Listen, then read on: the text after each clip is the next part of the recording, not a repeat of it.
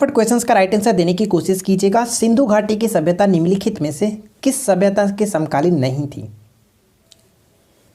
तो देखिए इस क्वेश्चंस का सही आंसर होगा ग्रीक की सभ्यता के समकालीन नहीं थी। देखिए जब तक चैलेंज ना दिया जाए ना तब तक मज़ा नहीं आता है। तो मैं आपको एक चैलेंज देता हूँ, क्या आप इस कट ऑफ को क्लियर कर सकते हैं? तो मुझे उम्मीद है कि आप कर सकते हैं, क्योंकि आपने ऑलरेडी बहुत बार लुसेंट को पढ़ रखा है। तो बस आज इस कट ऑफ को क्लियर करके दिखाइए। जनरल कैटेगरी 26, बीसी कैटेगरी के लिए 24, एससी के लिए 21 और एसटी के लिए 23। इतना आप कर लीजिए तो मुझे यकीन होगा कि आप काफ़ी अच्छे तरीके से प्रिपरेशन कर रहे हैं। ठीक है, वीडियो अगर पसंद आए, क्वेश्चंस अच्छे लगे तो लाइक कर दीजिएगा, साथ ही साथ चैनल को सब्सक्राइब करके रख लीजिएगा, क्योंकि रोज़ाना इस तरह की आपको मॉक टेस्ट यहाँ पे मिलती रहेंगी। तो चलिए इस वीडियो को हम आगे बढ़ाते हैं। आपने डेफिनेटली क्वेश्चंस को पढ़ रखा है, कोई दिक्कत इसमें नहीं, कोई शक नहीं है, मुझे पता है। ठीक है, तो बस क्वेश्चंस का राइट आंसर बताइए और कट ऑफ को क्लियर करके दिखाइए। सूची 1 को सूची 2 के साथ सुमेलित करना है। तो बताइए कि कौन सा शहर जो था वो किस नदी के किनारे बसा हुआ था। कौन यहाँ पे सही तरीके से मैच करेगा? चाहे आप किसी भी गवर्नमेंट एग्जाम्स की प्रिपरेशन कर रहे हैं, लुसेंट बुक आपको मोस्ट पढ़ना ही चाहिए, सभी एग्जाम्स के लिए कॉमन है। तो बिना किसी सोचे हुए कि आपके एग्जाम्स के लिए नहीं है, ऐसा बिल्कुल ना सोचे, सिर्फ और सिर्फ प्रैक्टिस करते रहना। चलिए इसको मैच करते हैं। हड़प्पा जो है वो रावी नदी के किनारे बसा हुआ है, मोहनजोदाड़ो सिंधु नदी के किनारे, लोथल भोगवा नदी के किनारे और कालीबंगन घग्गर नदी के किनारे। यानी कह सकते हैं कि यहाँ पे करेक्ट आंसर हमारा ऑप्शन ए बिल्कुल सही आंसर हो जाता है। ठीक है, चलिए थर्ड क्वेश्चन देखते हैं। थर्ड क्वेश्चन का राइट आंसर बताइए कि क्या होना चाहिए। हड़प्पा सभ्यता के अंतर्गत हल से जोते गए खेत के साक्ष्य कहाँ से मिला है? हल से जोते गए खेत के साक्ष्य का जो प्रमाण मिला है वो कालीबंगन से मिला है। ठीक है, कालीबंगन से और भी एक चीज़ मिला जो कि कह सकते हैं नकाशीदार ईंटों के प्रयोग का साक्ष्य भी यहीं से मिला है। और कालीबंगन अक्सर पूछा जाता है कि कालीबंगन किस स्टेट में पड़ता है? राजस्थान आपको याद रखना है। ठीक है, नेक्स्ट क्वेश्चन बताइए। प्राचीन भारतीय भौगोलिक मान्यता के अनुसार भारतवर्ष किस द्वीप का अंग था? काफ़ी अच्छे अच्छे क्वेश्चंस मैंने यहाँ पे सेलेक्ट किए जो कि एग्जाम्स में डेफिनेटली पूछे जाते हैं और ऑलरेडी कई बार पूछे भी गए हैं। तो सही आंसर होगा जम्बू द्वीप, ऑप्शन बी को टिक करेंगे। अगला क्वेश्चन का राइट आंसर क्या होना चाहिए कि भारत की मुख्य भूमि का दक्षिणी सीमा है? ध्यान दीजिएगा, भारत की मुख्य भूमि का दक्षिणी सीमा कौन सा है? क्या होगा सही आंसर? देखिए अगर हम अकॉर्डिंग टू मैप के अगर देखें यहाँ पे तो हमारा दक्षिणी भूमि यहाँ पे पड़ता है, और यहाँ पे अगर करेक्ट आंसर हम देखें तो क्या होगा 8 डिग्री 4 मिनट उत्तरी अक्षांश। ठीक है, उत्तरी अक्षांश। और अगर हम इस छोर को देखें, ये आपका हो गया। ठीक है, यानी कि भारत के दक्षिणी सीमा ये हो गया साउथ, और ये आपका नॉर्थ पोल हो गया। तो अगर हम नॉर्थ में देखें तो ये हमारा जो बनता है वो क्या है? तो वो हमारा कह सकते हैं कि 37 डिग्री 6 मिनट उत्तरी अक्षांश। ठीक है, उसी तरह से अगर ये हमारा ईस्ट है तो ये हमारा वेस्ट होगा। और इस तरह से देखें तो ये हमारा जो मैप का अकॉर्डिंग देखें तो ये कह सकते हैं कितना होता है 68 डिग्री। ठीक है, 68 डिग्री 7 मिनट से लेकर के यहाँ पे कितना आता है 97 डिग्री 25 मिनट। ठीक है, इस तरह से याद रख सकते हैं कि 97 डिग्री यहाँ पे 97 डिग्री 25 मिनट, आप इस तरह से याद रख सकते हैं, जो कि ये पूर्वी देशांतर हुआ। इस तरह से आपको याद रखना है, ये आपका उत्तरी अक्षांश होता है और ये हमारा जो था पूर्वी देशांतर होता है। क्लियर? अब यहाँ पे क्वेश्चन और पूछा जाता है कि उत्तर से लेकर के दक्षिण तक की कुल दूरी जो है वो कितनी है? ठीक है, कुल दूरी कितनी होती है? तो उत्तर से दक्षिण तक की कुल जो दूरी होती है वो होता है 32-14 किलोमीटर। ये याद रखिएगा 32-14 किलोमीटर। ठीक है, और अगर हम यहाँ पे देखें पूरब से पश्चिम की तरफ जो हमारा डिस्टेंस होता है वो टोटल कितना होता है? तो 29-33 होता है। ये आपको याद रखना है। ठीक है, ये थोड़ा सा नोट है, आपको याद रखिएगा। चलिए फिलहाल हम बढ़ते हैं अगले क्वेश्चन की तरफ। अगला प्रश्न है कि भारतीय मानक समय आधारित है। भारतीय मानक समय आधारित है तो भारतीय मानक समय जो होता है वो 82 डिग्री 30 मिनट पूर्वी देशांतर। ठीक है, ऑप्शन हम यहाँ पे सी को टिक करेंगे। ध्यान रखिएगा, काफ़ी अच्छा क्वेश्चन ये बनता है। अगला क्वेश्चन का राइट आंसर क्या होना चाहिए? हिमालय पर्वत एक प्रमुख जो कि प्रकार है, कह सकते हैं किसका मुख्य प्रकार है? हिमालय जो है कह सकते हैं कि किसका उदाहरण है? तो यहाँ पे सही आंसर होगा वलित पर्वत का उदाहरण है। हिमालय वलित पर्वत का उदाहरण है। देखिए अक्सर पेपर में देखने को मिलता है कि निम्नलिखित में से कौन सा जो कि ये वलित पर्वत का उदाहरण नहीं है। तो आपको ध्यान रखना है कि कौन कौन से इसके अंतर्गत आते हैं। हिमालय, अल्पाइन पर्वत समूह, Rockies, Andes, Appalachian, Atlas, Caucasus, Elburz, Hindu Kush आदि ये सभी जो है वो वलित पर्वतों के उदाहरण हैं। ठीक है, याद रहेगा।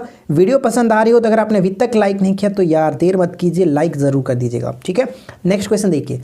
बद्रीनाथ अवस्थित है, बताइए बद्रीनाथ अवस्थित है कहाँ पे? तो कुमाऊं हिमालय में अवस्थित है। यहाँ पे ऑप्शन ए को टिक करेंगे, उत्तराखंड में पड़ता है। नेक्स्ट क्वेश्चन ये बनता है कि आर्यों ने भारत में किस दर्रे से होकर के प्रवेश किया था। आर्यों ने भारत में किस दर्रे से होकर के प्रवेश किया था, सही आंसर क्या होगा। राइट आंसर है ऑप्शन ए खैबर दर्रा। अब क्वेश्चन ये पूछा था कि खैबर दर्रा किन के बीच स्थित है, तो अफगानिस्तान और पाकिस्तान के बीच स्थित है। यहाँ पे बिल्कुल भी मैं एग्जाम से हट करके बात नहीं करूँगा, जो भी बताऊँगा वो एग्जाम्स के पॉइंट ऑफ व्यू से इंपॉर्टेंट है, तो जो भी सुनिए वो काफ़ी इंपॉर्टेंट ही होगा। मोहनजोदाड़ो कहाँ स्थित है बताइए। मोहनजोदाड़ो जो है वो कहाँ स्थित है। ऑलरेडी हम लोगों ने देखा था कि मोहनजोदाड़ो जो है वो सिंधु नदी के किनारे बसा हुआ है और ये सिंध में यानी कि पाकिस्तान के सिंध प्रांत में पड़ता है। ऑप्शन हम बी को टिक करेंगे। अगला प्रश्न कि भारत में हिमालय की सर्वोच्च चोटी कौन सी है, सर्वोच्च पर्वत चोटी कौन सी है। भारत में हिमालय की सर्वोच्च जो पर्वत चोटी है वो है कंचनजंगा, ठीक है। कंचनजंगा भारत में बात की जा रही है, भारत में कंचनजंगा। अदरवाइज अगर हम बात करें वर्ल्ड में तो हमारा माउंट एवरेस्ट होता है जो कि नेपाल में पड़ता है, लेकिन भारत में अगर बात करें तो कंचनजंगा जो कि सिक्किम में स्थित है, ठीक है। चलिए फिलहाल देखिए नेक्स्ट क्वेश्चन क्या है। हिमाचल प्रदेश में स्थित दर्रा कौन सा बताइए। तो ध्यान रखिएगा हिमाचल प्रदेश में जो दर्रे होते हैं सिपकिला, रोहतांग, बड़ा लाचा, तो यहाँ पे हम सिपकिला करेक्ट आंसर कह सकते हैं। ऑप्शन ए राइट आंसर हो जाता है। अगला प्रश्न बनता है कि जवाहर सुरंग नाम किस प्राकृतिक पर्वतीय दर्रे को दिया गया। जवाहर सुरंग नाम, देखिए जवाहर सुरंग जो नाम है वो बनिहाल दर्रा, ऑप्शन हम यहाँ पे सी को टिक करेंगे, ठीक है। बनिहाल दर्रा करेक्ट आंसर होगा। नेक्स्ट बनता है कि निम्नलिखित में से कौन सा दर्रा पश्चिमी घाट पर्वतमाला में स्थित नहीं है। पश्चिमी घाट पर्वतमाला में स्थित नहीं है। तो ध्यान रखेंगे अक्सर पेपर में नहीं आप लोग नहीं देख पाते और उस वजह से गलती करके आते हो, तो क्वेश्चंस को ध्यान से पढ़ा कीजिए कि पर्वतमाला यहाँ पे देखिए पूछा जाए कि नहीं है, ठीक है, नहीं है। तो सही आंसर होगा पिपली घाट। पिपली घाट जो पड़ता है ये अरावली में स्थित दर्रा, ठीक है, अरावली में स्थित दर्रा, लेकिन ये सभी के सभी ये पश्चिमी घाट में स्थित दर्रे हैं, ठीक है। नेक्स्ट क्वेश्चन अगला प्रश्न ये बनता है कि निम्न में से कौन सा कथन जो कि गलत है। ध्यान से पढ़ाइए, बताइए कौन सा कथन यहाँ पे गलत है। चलिए हम एक एक करके देखते हैं। प्रकाश वर्ष दूरी का मात्रक है, जो कि बिल्कुल सही है। ध्यान रखिएगा प्रकाश वर्ष जो वो दूरी का मात्रक है। प्रकाश द्वारा एक वर्ष में तय की गई दूरी को प्रकाश वर्ष कहते हैं, ये पॉइंट भी बिल्कुल सही है क्योंकि ये डिफिनेशन ही हो गया, ठीक है। थर्ड पॉइंट की बात करें तो एक प्रकाश वर्ष में 9.46 गुने 10 के पावर में 12 मीटर, क्या ये सही है। जी नहीं फ्रेंड्स, ये पॉइंट गलत है, क्योंकि अगर बात मीटर की जा रही है तो यहाँ पे 10 के पावर 15 होना चाहिए था, 15 मीटर। अगर 12 है तो वहाँ पे किलोमीटर में होगा। बात समझ में आ गई। तो यहाँ पे क्यों गलत है आपने समझ लिया, तो ऑप्शन हम सी को टिक करेंगे, जो कि पॉइंट गलत है। फोर्थ पॉइंट क्या कह रहा है कि खगोलीय दूरी को मापने की सबसे बड़ी इकाई जो होती है वो पारसेक होती है, ये पॉइंट भी याद रखेगा। यानी कह सकते हैं कि दूरी मापने की सबसे जो बड़ी इकाई है वो पारसेक है। बात समझ में। चलिए आगे की तरफ बढ़ते हैं। अगला क्वेश्चन का राइट आंसर बताइए क्या होगा। सूची 1 को सूची 2 के साथ सुमेलित कीजिए और बताना है आपको कि यहाँ पे सही उत्तर क्या होगा। यहाँ पे यूनिट दी गई है और उसके साथ मैच करना है कौन किसके साथ सही तरीके से मैच होगा। देखिए त्वरण का मात्रा अगर हम बात करें तो मीटर प्रति सेकंड स्क्वायर होता है, यानी कि फर्स्ट का 4 के साथ होना चाहिए। तो फर्स्ट का 4 के साथ सिर्फ और सिर्फ एक ही ऑप्शन दिख रहा है, बिना सोचे समझे ऑप्शन डी को टिक कर सकते हैं, कोई दिक्कत नहीं है। लेकिन आप सभी को याद रखिएगा क्योंकि हो सकता है कि पेपर में अलग अलग भी पूछ ले, ठीक है। तो बल का मात्रक क्या होता है, न्यूटन होता है, याद रखेंगे। कार्य की बात करें तो कार्य का मात्रक जूल होता है, उसी तरह से आवेग का मात्रक क्या होता है, न्यूटन सेकंड। तो ये सभी चीज़ें जो कि अलग अलग आपको याद रखनी है। अगला प्रश्न देखिए क्या है कि निम्नलिखित में से कौन सा एक सुमेलित नहीं है। तो कौन सा एक सुमेलित नहीं है, डेफिनेटली आपने राइट आंसर गेस कर लिया होगा, ऑप्शन डी करेक्ट होगा, क्योंकि सेल्सियस जो होता है वो किसका मात्रक है, तापमान का मापन है यहाँ पे सेल्सियस, ठीक है। बाकी में कोई दिक्कत नहीं, आप याद रखेंगे ध्वनि की तीव्रता की इकाई डेसिबल होता है, शक्ति की इकाई जो कि अश्व शक्ति कह सकते हैं, ठीक है। और एक क्वेश्चन ये पूछा जाता है कि 1 HP बराबर कितना होता है, तो 746 वाट होता है, ये याद रखिएगा, ठीक है, याद रखेंगे। तो फिलहाल यहाँ पे करेक्ट आंसर ऑप्शन डी को टिक करेंगे, जो कि गलत है। अगला प्रश्न बताइए, भीमराव अंबेडकर और महात्मा गांधी के मध्य 1932 में हस्ताक्षरित पूना समझौते का प्रावधान क्या था। सबसे पहला बात आपको याद रखना है कि जो पूना समझौता हुआ था वो कब हुआ था, एग्जैक्ट डेट। जो भी आप हिस्ट्री पढ़ें उसका डेट आपको याद रखना है, क्योंकि अब एग्जाम्स में थोड़ा सा टफ करने के लिए डेट जो कि मेंशन किया जा रहा है तो आप याद रखिएगा, क्योंकि आपने अभी हाल ही में ESI का एग्जाम्स दिया होगा तो आपको पता होगा कि उसमें भी एक क्वेश्चन पूछा गया था पंचाट वाला, ठीक है, सांप्रदायिक पंचाट, जिसमें ये कंफ्यूज किया था काफ़ी लोगों को, ठीक है। तो इस तरह से मैं आपको हमेशा कहूँगा कि आप हमेशा अभी जो भी हिस्ट्री पढ़ें उसका डेट आप ज़रूर याद रखें। तो यहाँ पे 24 सितंबर 1932 को पूना समझौता हुआ था और इसमें जो बात कही गई थी वह निम्न वर्गों के लिए आरक्षण सहित संयुक्त निर्वाचन क्षेत्र, ठीक है, ऑप्शन डी बिल्कुल करेक्ट होगा। नेक्स्ट क्वेश्चन का राइट आंसर बताइए। निम्नलिखित में से किस अधिनियम द्वारा भारत के गवर्नर जनरल को अध्यादेश जारी करने की शक्ति प्रदान की गई थी? अध्यादेश जारी करने की जो शक्ति प्रदान की गई थी वो हम कह सकते हैं किसके तहत? भारतीय परिषद अधिनियम 1861 के तहत। ठीक है, ऑप्शन यहाँ पे बी बिल्कुल सही आंसर होगा। यहाँ पे बात की गई है गवर्नर जनरल को, लेकिन अगर क्वेश्चंस में पूछ ले कि राष्ट्रपति को अध्यादेश जारी करने की शक्ति जो है वो किस अधिनियम के तहत दी गई थी, तो बात मैंने अधिनियम की तो 1935 के अधिनियम के तहत 123 जो आर्टिकल है इसके तहत जारी किया जाता है राष्ट्रपति का अध्यादेश। बात समझ में आई। और एक चीज़ और आपको याद रखना है कि बजट पर बहस करने की जो शक्ति दी गई थी वो 1892 अधिनियम के तहत दी गई थी। तो फिलहाल यहाँ पे करेक्ट आंसर ऑप्शन हम बी को टिक करेंगे, ये पॉइंट इंपॉर्टेंट है। ठीक है, चलिए फिलहाल देखते हैं नेक्स्ट क्वेश्चन क्या है। सुमिलित करना है, बताइए कि कौन किसके साथ सही तरीके से मैच करेगा। तो उम्मीद करता हूँ कि आप लोगों को ये वीडियो अच्छा लग रहा होगा। वीडियो अच्छा लग रहा हो तो प्लीज़ यार लाइक ज़रूर कर दिएगा, क्योंकि बिना लाइक का मज़ा नहीं आता है। हमें भी थोड़ा सा इंटरेस्ट आता है कि हाँ आप लोग वीडियो को सपोर्ट कर रहे हो। तो चलिए मैं यहाँ पे मैच करके देखते हैं। देखिए ध्यान से क्वेश्चंस को अटेम्प्ट करेंगे। अगस्त घोषणा क्या था मैं आपको वो बता दूं। 1917 की बात है। अगस्त जो घोषणा की गई थी मार्टिन्ग्यू चेम्सफोर्ड, यहाँ पे आप देख रहे हैं लॉर्ड मार्टिन्ग्यू के द्वारा 20 अगस्त 1917 को एक घोषणा की गई थी। उसी में ये बात क्या, इसी को कहा जाता है मार्टिन्ग्यू घोषणा या फिर इसको अगस्त घोषणा कहा जाता है। यानी फर्स्ट का यहाँ पे 2 के साथ मैच होगा। फर्स्ट का 2 के साथ सिर्फ और सिर्फ एक ही ऑप्शन से मिल रहा है, यानी करेक्ट आंसर हमारा ऑप्शन ए हो जाता है। चलिए बाकी को भी हम देखते हैं। अगस्त प्रस्ताव की बात करें तो ध्यान रखिएगा, अगस्त जो प्रस्ताव है ये 1940 में 8 अगस्त 1940 में यहाँ पे हुआ था। तो लॉर्ड लिनलिथगो के साथ यहाँ पे मैच करेंगे। ठीक है, लॉर्ड लिनलिथगो, क्योंकि उस समय लॉर्ड लिनलिथगो का ही समय था 1936 से 1943।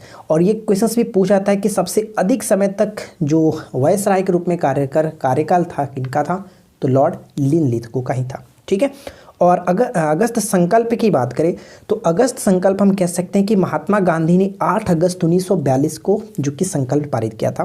तो सी का यहाँ पे 4 के साथ मैच होगा। और आपको पता है कि प्रत्यक्ष कार्यवाही दिवस मोहम्मद अली जिन्ना, इसमें तो कोई शक नहीं है। तो यहाँ पे राइट आंसर ऑप्शन हम ए को टिक करेंगे। जो मैंने यहाँ पे अगस्त घोषणा के बारे में आपको छोटा सा इन्फॉर्मेशन बताना चाह रहा था, तो आप यहाँ पे समझ सकते हैं कि भारत सचिव लॉर्ड मार्टिन्ग्यू द्वारा 20 अगस्त 1917 को ब्रिटेन की कॉमन सभा में एक प्रस्ताव पढ़ा गया, जिसमें भारत के प्रशासन की हर शाखा में भारतीयों को अधिक प्रतिनिधित्व देने की बात कही गई। और इसे ही मार्टिन्ग्यू घोषणा कहा जाता है, या फिर ये अगस्त में हुआ था, इस वजह से इसको अगस्त घोषणा भी कहा जाता है। बात समझ में? चलिए अगला प्रश्न देखिए क्या है। रेगुलेटिंग एक्ट पारित किया गया। रेगुलेटिंग एक्ट कब पारित किया गया? तो रेगुलेटिंग एक्ट 1773 में पास हुआ था, ध्यान रखेंगे। ठीक है, अगला क्वेश्चन, मिंटो मार्ले सुधार का उद्देश्य क्या था? मिंटो मार्ले सुधार अधिनियम जो 1909 है, इसका जो उद्देश्य था वो क्या था? तो पृथक निर्वाचन प्रणाली इसका मुख्य उद्देश्य था। ऑप्शन हम ए को टिक करेंगे। अगला प्रश्न, मिश्रित अर्थव्यवस्था से क्या अभिप्राय है? देखिए यहाँ पे मैंने सभी जो सब्जेक्ट है उनको कॉमन यहाँ पे मिक्स करने की कोशिश की है कि कुछ कुछ क्वेश्चंस यहाँ सभी सब्जेक्ट से इंक्लूड किया जाए। ठीक है, और इसी तरह से हम रेगुलर भी करेंगे।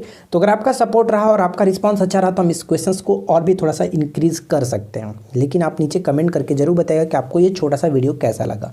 तो मिश्रित अर्थव्यवस्था की बात करें तो इसमें सरकारी और निजी क्षेत्र का सह-अस्तित्व होता है। ऑप्शन बी करेक्ट होगा। नेक्स्ट वन ये बनता है कि आर्थिक विकास के दृष्टिकोण से भारत की गिनती होती है। भारत की जो गिनती होती है वो विकासशील देशों के रूप में की जाती है, यानी विकासशील राष्ट्र के रूप में की जाती है। ऑप्शन हम सी को टिक करेंगे। अगला प्रश्न देखिए, निम्नलिखित में से किसने स्वयं को हिंदुस्तान का तोता कहा था? तोते हिंद के नाम से जाना जाता था। तो हिंदुस्तान के तोता के रूप में किसे जाना था? अमीर खुसरो। ठीक है, अमीर खुसरो यहाँ पे बिल्कुल सही होगा। ऑप्शन हम यहाँ पे सी को टिक करेंगे, ध्यान में रखना है। ठीक है, नेक्स्ट क्वेश्चन देखिए। अगला प्रश्न ये बनता है कि भारत में सूफी समुदाय का संस्थापक किसे माना जाता है? भारत में सूफी समुदाय का संस्थापक के रूप में मोइनुद्दीन चिश्ती को माना जाता है। ख्वाजा मोइनुद्दीन हसन चिश्ती इनका पूरा नाम था। अगर एक क्वेश्चन ये पूछा जाता है कि मोइनुद्दीन चिश्ती की मज़ार कहाँ पे है, तो अजमेर में इनकी मज़ार है, ये आपको याद रखना है। नेक्स्ट देखिए, चैतन्य ने शिक्षा दी थी। जो चैतन्य महाप्रभु थे उन्होंने किसकी शिक्षा दी थी? तो भक्ति की शिक्षा दी थी। ऑप्शन हम ए को टिक करेंगे। और इनको बचपन में या कह सकते हैं कि पाठशाला में इनको निमाई पंडित के नाम से चिढ़ाया जाता था, या फिर डायरेक्ट क्वेश्चन पूछ जाता है कि निमाई पंडित के नाम से किसे जाना जाता था? तो चैतन्य महाप्रभु को। ठीक है, चलिए अगला प्रश्न ये कि भूटान का राष्ट्रीय खेल कौन सा है? भूटान का राष्ट्रीय खेल कौन सा है? तो सही आंसर होगा तीरंदाजी। ठीक है, ऑप्शन हम डी को टिक करेंगे, तीरंदाजी भूटान का राष्ट्रीय खेल हो जाता है। अगला प्रश्न बनता है कि सीपीयू का वह भाग जो अन्य सभी कंप्यूटर कंपोनेंट की गतिविधियों को कोऑर्डिनेट करता है वह कौन है? तो कोऑर्डिनेट करता है वो है कंट्रोल यूनिट। ध्यान रखेंगे क्वेश्चन ये पूछा जाता है कि सीपीयू का फुल फॉर्म क्या है? कंट्रोल प्रोसेसिंग यूनिट, ये ध्यान रखिएगा, काफ़ी बार पूछा गया। अगला क्वेश्चन का राइट आंसर क्या होना चाहिए कि हिमालय का पाद प्रदेश जिसको फुट हिल रीजन कहते हैं, निम्न में से किस नाम से जाना जाता है? पहाड़ जो हिमालय का पाद प्रदेश होता है इसको हम लोग किस नाम से जानते हैं? उसको शिवालिक के नाम से जानते हैं। ऑप्शन हम यहाँ पे डी को टिक करेंगे। तो देखिए फ्रेंड्स, यहाँ पे 30 क्वेश्चंस काफ़ी अच्छे तरीके से हम लोगों ने कंप्लीट किया। अब आपकी बारी है कि नीचे कमेंट करके बताना कि आउट ऑफ 30 से आपकी स्कोरिंग क्या रही, क्या आपने कट ऑफ को क्लियर किया या फिर नहीं किया, नीचे कमेंट करके बताइए। और आपको ये वीडियो कैसी लगी ये ज़रूर नीचे कमेंट करके बताएगा, आपकी रिस्पॉन्स क्या रही। तो हम मिलते हैं किसी और वीडियो में नेक्स्ट टॉपिक के साथ। Thanks for watching, keep learning, have a good day. आज की इस वीडियो में आपकी परफॉर्मेंस क्या रहती है, बिना किसी देर की वीडियो को शुरू करते हैं। सबसे पहला क्वेश्चन ये है कि सिंधु घाटी की सभ्यता में घोड़े के अवशेष कहाँ से मिले हैं? इस क्वेश्चन का राइट आंसर हो जाता है ऑप्शन हम ए को टिक करेंगे, सुतकोदता। ध्यान रखेंगे यहाँ पे ये मिस्टेक लिखा गया, सुतकोदता यहाँ पे होना चाहिए। ठीक है, लोथल और सुतकोदता जो कि सिंधु सभ्यता का बंदरगाह था, ध्यान रखेंगे। सुतकोदता जो है या फिर हम कह सकते हैं कि लोथल है, लोथल और सुतकोदता दोनों ही बंदरगाह शहर थे सिंधु घाटी सभ्यता के। ठीक है, और एक चीज़ मैं आपको और बता दूं, यहाँ पे आप ध्यान रखेंगे सुतकोदता से जो कि एंटी मनी के एक छड़ भी मिला है, ये पॉइंट थोड़ा सा इंपॉर्टेंट होगा, इसको भी आप याद रखिएगा। सेकंड क्वेश्चन ये कि हड़प्पा सभ्यता किस युग की थी? यहाँ पे जो भी मैंने क्वेश्चंस लिया है वो बहुत ज़्यादा इंपॉर्टेंट है, वो अक्सर एग्जाम्स में पूछे गए। ठीक है, हड़प्पा सभ्यता किस युग की थी? तो सही आंसर यहाँ पे हो जाता है कि कांस्य युगीन सभ्यता मानी जाती थी। ए बिल्कुल सही होगा। प्रश्न ये कह रहा है कि थानेश्वर में वर्धन वंश या फिर इसको हम कह सकते हैं कि पुष्यभूति वंश की स्थापना किसने की थी? तो इसका सही आंसर हो जाता है पुष्यभूति वर्धन। ऑप्शन हम यहाँ पे सी को टिक करेंगे। ठीक है, और क्वेश्चंस की अगर हम बात करें, इसमें एक और पूछा यह जा सकता है कि इस वंश की स्वतंत्रता का जन्मदाता किसे माना जाता है? तो प्रभाकर वर्धन जो कि हर्षवर्धन के पिता थे। ये थोड़ा सा इंपॉर्टेंट है, याद रखिएगा। चलिए, इस फोर्थ क्वेश्चन का राइट आंसर क्या होना चाहिए कि कदम्ब राज्य की स्थापना मयूर शर्मन ने की थी, उसने अपनी राजधानी बनाई थी। कदम्ब राज्य की स्थापना जो वो मयूर शर्मन ने की थी। यहाँ से क्वेश्चन ये पूछा जा सकता है, तो इसको भी आप याद रखिएगा। उसने अपनी राजधानी कहाँ पे बनाई थी? वैजयंती या फिर वनवासी कह सकते हैं। ऑप्शन सी को टिक करेंगे। अगला प्रश्न ये कह रहा है कि 712 ईस्वी में सिंध पर अरबों के आक्रमण के समय वहाँ का शासक कौन था? वहाँ के शासक कौन थे? तो दाहिर थे। ठीक है, ऑप्शन बी बिल्कुल सही होगा, दाहिर वहाँ के शासक थे। अगला प्रश्न है कि सिंध सभ्यता के घर किससे बने थे, बनाए जाते थे? सिंधु सभ्यता में जो घर बनाए जाते थे किससे बनाए जाते थे? तो सिंधु सभ्यता का जो घर होता था वो पक्की ईंटों का हुआ करता था, इसलिए हम ऑप्शन डी को टिक करेंगे। इनमें से कोई नहीं। देखिए, मैं आपको बता दूं कि मैं किसी क्वेश्चंस में जो कि ऑप्शंस को भी चेंज कर दूंगा, ताकि अगर आपको परफेक्टली याद हो तो आप टच कर सकते हो। अदरवाइज कुछ लोग जो कि ऑप्शंस को याद कर लेते हैं, तो ऐसा बिल्कुल भी ना करें, क्योंकि ऑप्शंस एग्जाम्स में आपको ये कह सकते हैं कि दुर्घटना घटित हो सकता है। ठीक है, तो बस आप क्वेश्चंस का राइट आंसर गेस करने की कोशिश कीजिएगा। तो यहाँ पे सही आंसर क्या होगा? इनमें से कोई नहीं, पक्की ईंटों से बनी होती थी। और मैंने आपको कल की वीडियो में बताया था कि पक्की ईंटों का जो साक्ष्य मिला था कहाँ से मिला था? तो पक्की ईंटों का साक्ष्य कालीबंगन से मिला था। और कालीबंगन किस स्टेट में पड़ता है? तो ये राजस्थान में स्थित है, ध्यान रखेंगे। जुते हुए खेत के साक्ष्य और साथ ही साथ पक्की ईंटों की जो साक्ष्य मिले वो कालीबंगन से मिले। नेक्स्ट क्वेश्चन, सर्वप्रथम भारत में जजिया कर लगाने का श्रेय सिंध के विजेता मोहम्मद बिन कासिम को दिया जाता है। ठीक है, उसने किस वर्ग को इस कर से मुक्त रखा था? तो बताइए, जजिया कर लगाने का जो सबसे पहला श्रेय दिया जाता है वो मोहम्मद बिन कासिम को दिया जाता है, लेकिन किस वर्ग को उसने जजिया कर से मुक्त रखा था? तो ब्राह्मणों को मुक्त रखा था। लेकिन मैं आपको बता दूं कि सल्तनत काल में, ठीक है, सल्तनत के इतिहास में प्रथम बार ऐसा हुआ था कि फिरोज शाह तुगलक जो उसने ब्राह्मणों पर भी जजिया कर लगाना स्टार्ट किया था। तो ये क्वेश्चन पूछा जा सकता है कि सल्तनत काल में सबसे पहले जो कि ब्राह्मणों पर जजिया कर किसने स्टार्ट किया था? तो फिरोज शाह तुगलक ने स्टार्ट किया था। अगला प्रश्न क्या है कि दिल्ली का, जिसको दिल्ली कहा जाता है, दिल्ली नगर की स्थापना किसने की थी? दिल्ली नगर की स्थापना किसने की थी? तो यहाँ पे करेक्ट आंसर हम किसे टिक करेंगे? Option B. ठीक है, तोमर नरेश जो अनंगपाल हैं उन्होंने इसकी स्थापना की थी दिल्ली। ठीक है, चलिए अगला प्रश्न ये कह रहा है कि ईडीपी क्या है? ईडीपी क्या है? यहाँ पे इसका फुल फॉर्म आपको बताना है कि ईडीपी का फुल फॉर्म क्या होता है। तो मैं आपको बता दूं कि ईडीपी का फुल फॉर्म होता है electronic data processing. Option D को टिक करेंगे, ठीक है, इलेक्ट्रॉनिक डेटा प्रोसेसिंग। नेक्स्ट प्रश्न है कि अंतर्राष्ट्रीय महिला दिवस कब मनाया जाता है। ये क्वेश्चंस बहुत ज़्यादा इंपॉर्टेंट है, बहुत बार रिपीट होते रहता है। अंतर्राष्ट्रीय महिला दिवस प्रत्येक वर्ष 8 मार्च को मनाया जाता है। यहाँ पे ऑप्शन बी को टिक करेंगे। लेकिन यहाँ पे जो भी मैंने यहाँ पे लगा रखा है वो भी इंपॉर्टेंट ही है, इसके बारे में आपको बताता हूँ। 22 मई, देखिए 22 मई जो होता है वो विश्व जैव विविधता दिवस के रूप में मनाया जाता है। साथ ही साथ 11 मई की बात करें तो 11 मई राष्ट्रीय प्रौद्योगिकी दिवस के रूप में इंपॉर्टेंट है। और 11 जुलाई तो बहुत बार रिपीट होता है, तो 11 जुलाई विश्व जनसंख्या दिवस के रूप में मनाया जाता है, ठीक है ना। अगला प्रश्न, हितोपदेश नामक पुस्तक के लेखक कौन है। हितोपदेश नामक पुस्तक के लेखक कौन है, बताइए। तो ध्यान रखिएगा, हितोपदेश पुस्तक के लेखक नारायण पंडित, ऑप्शन बी को टिक करेंगे। साथ ही साथ मैं आपको बता दूं कि इनकी एक और पुस्तक थी जो कि काफ़ी चर्चा में रहती थी, और वो पुस्तक जो है वो गणित कौमुदी, ठीक है। गणित कौमुदी भी जो है नारायण पंडित के द्वारा ही लिखी गई है, और हम ये कह सकते हैं कि गणित कौमुदी संस्कृत में रचित गणित ग्रंथ था, ठीक है। गणित ग्रंथ था, संस्कृत में लिखी गई। अगला प्रश्न, नेक्स्ट क्वेश्चन बनता है कि निम्नलिखित में से कौन विश्व की सबसे बड़ी झील है। देखिए यहाँ से कई सारे क्वेश्चंस बनते हैं और मैं कुछ क्वेश्चंस आपके साथ शेयर भी करूंगा। तो फिलहाल अगर हम बात करें कि निम्नलिखित में से कौन विश्व की सबसे बड़ी झील है, तो यहाँ पे सबसे बड़ी झील की बात करें तो कैस्पियन सागर। एक्चुअली ये झील ही है, लेकिन इसका आकार इतना ज़्यादा है, बहुत बड़े आकार होने की वजह से इसको एक सागर का नाम दिया गया, ठीक है। तो ध्यान रखेंगे, विश्व की सबसे बड़ी झील कैस्पियन, ठीक है, कैस्पियन सागर। और अगर क्वेश्चंस में पूछता कि मीठे पानी की सबसे बड़ी झील कौन सी है, तो सुपिरियर झील को टिक करते। फिलहाल यहाँ पे हमारा करेक्ट आंसर होगा ऑप्शन ए। देखिए एक क्वेश्चन यहाँ से घुमाकर पूछा जाता है कि कैस्पियन सागर से कौन कौन से देश सटे हुए हैं, ठीक है। तो इनको आप नाम जरूर याद रखें, जैसे कि अजरबैजान, ईरान, कजाकिस्तान, रूस और तुर्कमेनिस्तान। यानी ये 5 जो ऐसे देश हैं वो कैस्पियन सागर से अपनी सीमा को साझा करते हैं, ठीक है। ये चीज़ आपको ध्यान रखना। छोटा सा मैंने ट्रिक भी बना रखा, आप इस ट्रिक के मदद से भी याद रख सकते हैं। ईरा आज तो रुक, ठीक है, ईरा आज तो रुक। ईरा कोई लड़की का नाम है, आप याद रख सकते हैं, ईरा आज तो रुक, उसको रुकने के लिए आप बोल रहे हैं। इस तरह से आप छोटा मोटा तरीका से आप याद कर सकते हैं, बाकी आपकी मर्जी, चाहे आप रट करके याद रखो इन 5 देशों के नाम, लेकिन मेरा मकसद ये है कि आपको याद रखना है, ठीक है।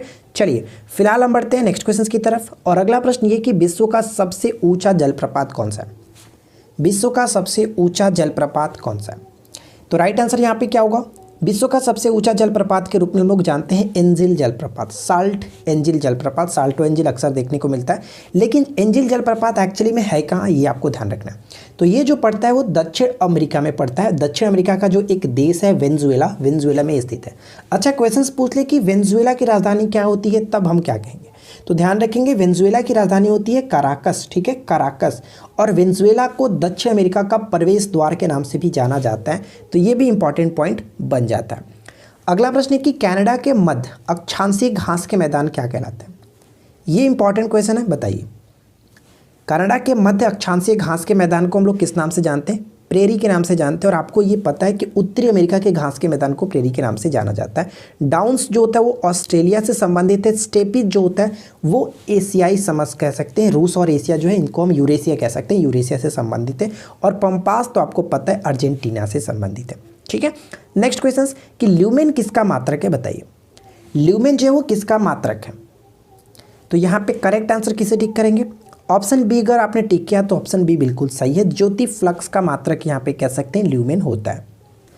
नेक्स्ट प्रश्न है कि मार्ले मिंटो सुधार बिल किस वर्ष में पारित किया गया था। मार्ले मिंटो सुधार बिल जो वो किस वर्ष में पारित किया गया था। तो यहाँ पे सही आंसर क्या होगा, ऑप्शन बी 1909 बिल्कुल करेक्ट आंसर होगा।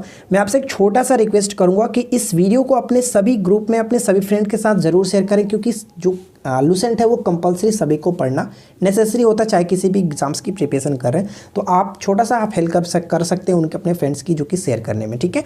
नेक्स्ट क्वेश्चन देखिए क्या है कि उस शासक का नाम क्या है जिसने विजय स्तंभ, जिसको हम कह सकते हैं टावर ऑफ विक्ट्री, का निर्माण कराया था। विजय स्तंभ का निर्माण किसने कराया था। तो ध्यान रखिएगा, विजय स्तंभ का निर्माण राणा कुंभा ने कराया था। यहाँ पे हम ऑप्शन ए को टिक करेंगे, राणा कुंभा ने कराया था। और क्वेश्चंस पूछे कि कब कराया था, तो ध्यान रखेंगे 1440 से 48 के बीच इसका निर्माण कराया गया था। राजस्थान के चित्तौड़गढ़ में स्थित है, ये भी इंपॉर्टेंट है। नेक्स्ट प्रश्न की पृथ्वीराज रासो निम्नलिखित में से किसने लिखा है। पृथ्वीराज रासो निम्नलिखित में से किसने लिखा है। तो सही आंसर क्या होगा? चंद्रबदाई। ठीक है, चंद्रबदाई यहाँ पे करेक्ट आंसर होगा। अगर हम बात करें बाकी ऑप्शंस के बारे में, देखिए भवभूति से रिलेटेड क्वेश्चंस पूछा जाता है तो उत्तर रामचरित्र के बारे में ध्यान रखेंगे। उत्तर रामचरित्र भवभूति ने लिखा है। जयदेव, जो कि अक्सर पेपर में ये देखने को मिलता है, लक्ष्मण सेन के ये दरबारी कवि थे और इनकी जो रचना है हम कह सकते हैं जयदेव की रचना क्या थी, तो ध्यान रखिएगा उनकी जो रचना थी गीत गोविंद। ठीक है, गीत गोविंद इनकी रचना थी। बाणभट्ट के बारे में आपको पता है, बाणभट्ट जो थे किसके दरबारी कवि थे? हर्षवर्धन के दरबारी कवि थे और हर्षचरित्र की रचना इन्होंने की थी बाणभट्ट ने। ठीक है, इन सभी पॉइंट्स को आप याद रखें क्योंकि अक्सर ये पेपर में पूछे जाते हैं। अगला प्रश्न है कि पूर्ण मध्यकालीन भारत के शासन राजवंशों में उनकी राजधानियों का मेल कीजिए। यानी आपको यहाँ पे उनके राज्य और उनके राजधानी के साथ मैच करना है और बताइए कि कौन किसके साथ सही तरीके से मैच करता है। चलिए एक एक करके मैच करके देखते हैं। अगर हम बात करें कि प्रतिहार और परिहार, यानी कि प्रतिहार की राजधानी की देखें तो यहाँ पे करेक्ट आंसर क्या होगा? प्रतिहार की राजधानी थी कनौज। चंदेलों की राजधानी क्या थी? खजुराहो, ये ध्यान रखेंगे। परमार की बात करें जिसको पवार भी कहा जाता है, परमार, तो ये धारा, ध्यान रखेंगे धार करेक्ट होगा। और उसी तरह से चालुक्य या फिर सोलंकी की बात करें तो अनहिलवाड़ा। तो यहाँ पे सभी के सभी बिल्कुल सही तरीके से मैच किया गया, इसलिए ऑप्शन हम सी को टिक करेंगे। ऑप्शन सी करेक्ट होगा।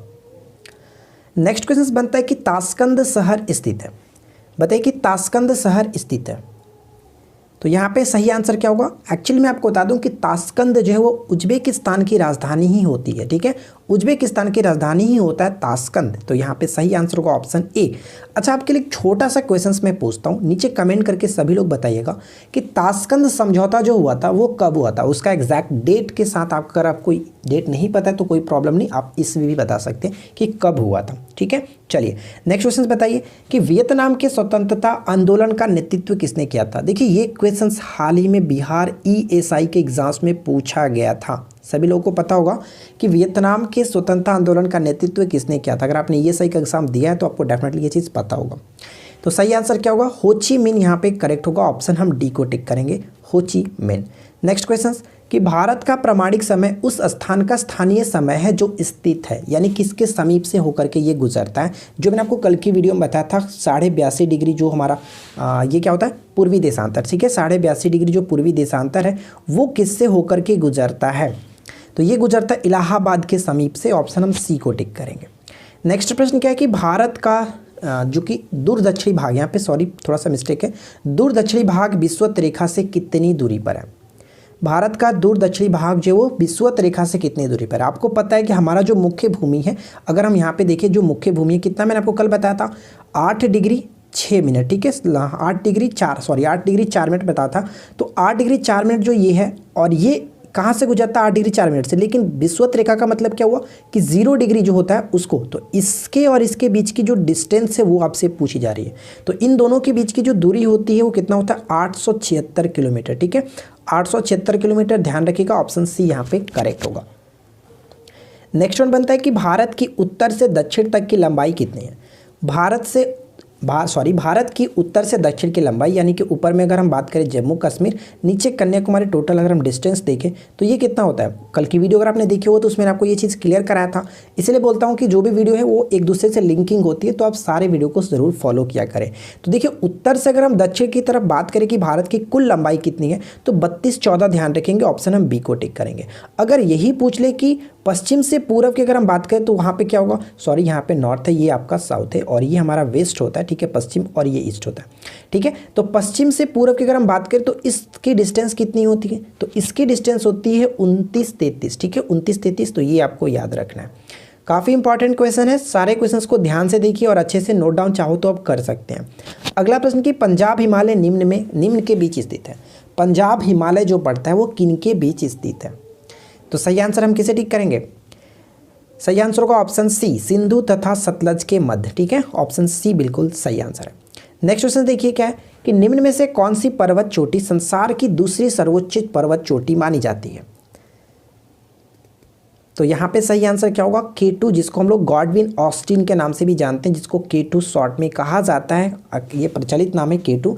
तो इसको ध्यान रखिएगा। इसके बारे में कुछ पॉइंट्स मैंने लिख रखा है, इसको भी देख लेते हैं। देखिए कुछ पॉइंट्स हम यहाँ पे पढ़ के समझते हैं। K2 विश्व का दूसरा सबसे ऊंचा पर्वत है और ये पाक अधिकृत कश्मीर के गिलगित बलूचिस्तान क्षेत्र में काराकोरम पर्वतमाला के बालतोरो, ठीक है, बालतोरो कह सकते हैं, जो ग्लेशियर है उसको हम समझ लिए कि बालतोरो में स्थित है। और इसकी ऊंचाई अगर कभी कभी पूछा जाता है तो 8611 मीटर, ध्यान रखिएगा। और ये थोड़ा सा डाटा इधर उधर हो सकता है, लेकिन 8600 ये कन्फर्म है, ठीक है। 8611 लगभग ये आपका है। ये मैंने आपका विकीपीडिया से लिया था, एनसीईआरटी बुक में जो दिया हो आप उसको फॉलो करेंगे, ठीक है। तो इसकी ऊंचाई इतनी है और ये कह सकते हैं कि यह चोटी जो कि माउंट एवरेस्ट के बाद पृथ्वी की दूसरी सर्वोच्चतम चोटी मानी जाती है। तो ये पॉइंट थोड़ा सा इंपॉर्टेंट है, आपको ध्यान रखना है, ठीक है। चलिए, अच्छा एक क्वेश्चन यहाँ से हम बात करते हैं कि पीओके की यहाँ पे बात की गई है, पाक अधिकृत कश्मीर। तो नीचे क्या आप कमेंट करके बता सकते हैं कि पीओके की राजधानी क्या होती है, ठीक है। पाक अधिकृत जो कश्मीर है इसकी राजधानी क्या होती है, नीचे कमेंट करके जरूर बताइएगा। अगला प्रश्न हमारा ये बनता है कि काराकोरम पर्वत श्रेणी का पूर्व नाम है। काराकोरम पर्वत श्रेणी का पूर्व नाम क्या था? तो इसको हम लोग कहते हैं कृष्णागिरी। पहले कृष्णागिरी के नाम से जाना जाता था। ऑप्शन बी बिल्कुल सही होगा। एक ही प्रकार के परमाणु निम्न में किस में मिलता है? एक ही प्रकार का परमाणु निम्न में किस में मिलता है? तो सही होगा प्राकृतिक तत्व, ठीक है। ऑप्शन सी को टिक करेंगे, प्राकृतिक तत्व। अगला प्रश्न ये बनता है कि दो या दो से अधिक शुद्ध पदार्थों को किसी भी अनुपात में, ध्यान रखेंगे यहाँ पे पॉइंट है कि किसी भी अनुपात में मिला देने से बनता है। अगर हम दो या दो से अधिक शुद्ध पदार्थों को किसी भी अनुपात में मिला दें तो उसको हम लोग मिश्रण कहते हैं, ठीक है, मिश्रण कहते हैं। लेकिन अगर यहीं पे निश्चित अनुपात होती तो वहाँ पे हम लोग उसको यौगिक कहेंगे, ठीक है। निश्चित अनुपात होने पर यौगिक, लेकिन किसी भी अनुपात में मिला देने पर वो मिश्रण हो जाता है। नेक्स्ट प्रश्न ये कि जीव विज्ञान शब्द का प्रयोग सबसे पहले किसने किया था? जीव विज्ञान शब्द का प्रयोग सबसे पहले अगर आपने ऑप्शन ए को टिक किया है तो आप बिल्कुल गलत हैं। सही आंसर होगा लेमार्क तथा ट्रेवेरेनिस, ठीक है। ऑप्शन हम यहाँ पे डी को टिक करेंगे। अगला प्रश्न ये बनता है कि फाइकोलॉजी में किसका अध्ययन किया जाता है? फाइकोलॉजी में किसका अध्ययन किया जाता है?